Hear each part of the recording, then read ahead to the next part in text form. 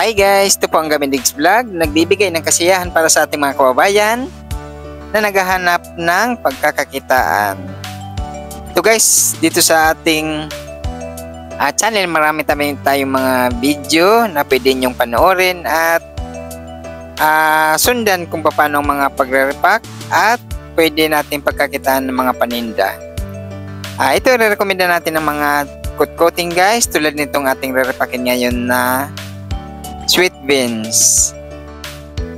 Ang 700 grams na sweet beans ngayong January 26, 2025 ay nagkakahalaga ng 105 pesos, presyong Divisoria, Manila. Ganito ang ating pag-repack guys.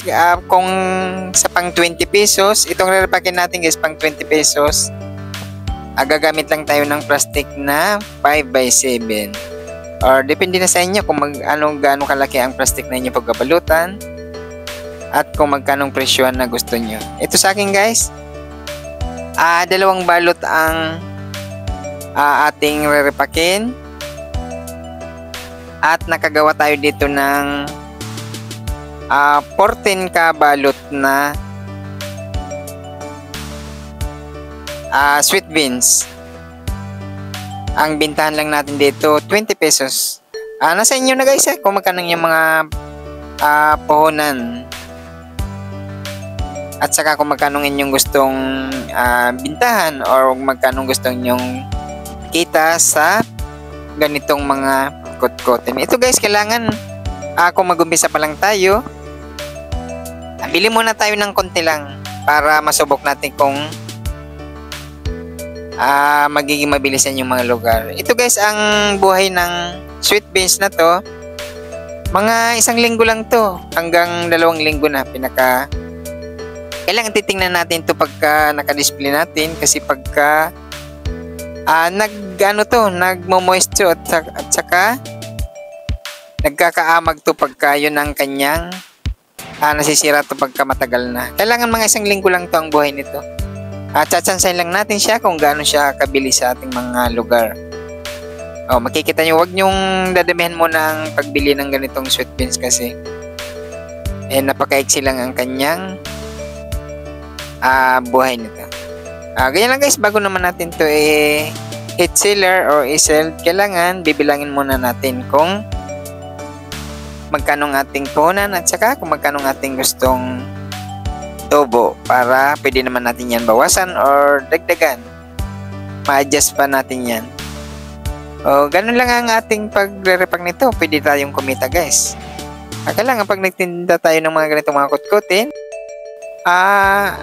haluan natin ng mga gummy candy, iba't ibang klase mga gummy candy, mga mani, sampalok, dili, sweet beans, pop beans, marami pang mga kutkutin or mga fish crackers na pwede natin isabay sa pagtitinda ng mga ganitong mga kutkutin guys. Sa akin, mas maganda sa pesto guys, kung meron tayong mga pesto na mga bintana, huwag natin lalagyan ng screen, hayaan natin na open lang siya at saka mas maganda siya, kitang kita sa labas ng ating mga kababayan.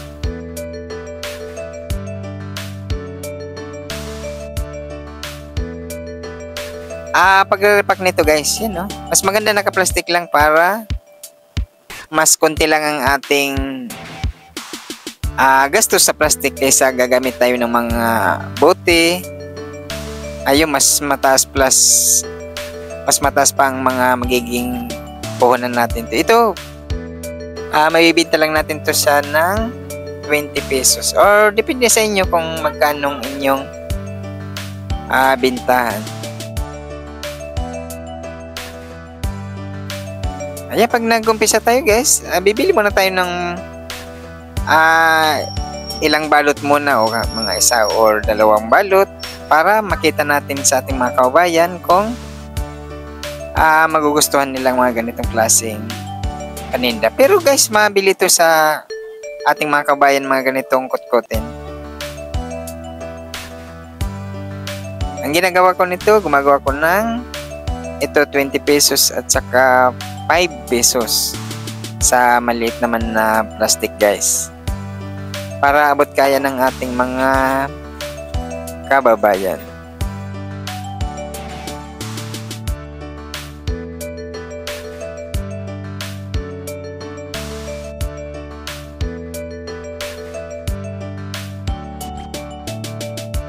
Guys, kung magustuhan nyo dito ang mga video dito sa ating channel, yan, pwede nyong subscribe para masusundan natin ang ating mga bagong video na tungkol sa mga pagre-repack at saka mga tips na pwede nyo ring gawin sa ating mga or pagkakitaan. Yan, no? Gawin nyo lang mga ganito, guys. Yan, no? Ito mga sweet beans, guys. Kailangan pagbibili tayo nito, guys, titingnan natin yung hindi nagpa-powder. Ayan, no? Yung malinis tingnan. Guys, nagkapasalamat ang Gamidigs Vlog sa lahat ng mga subscribers at lahat ng mga nanonood sa mga video ng Gamidigs Vlog. Thank you, guys. Kung magustuhan nyo mga ganitong klaseng video, subscribe, guys. Please subscribe para may share din natin sa ating mga kababayan na naghahanap ng mga gustong pagkakitaan. Gawin nyo rin, guys, mga ganitong pagtitinda para kayo din ang kumita. Thank you, guys. Bye!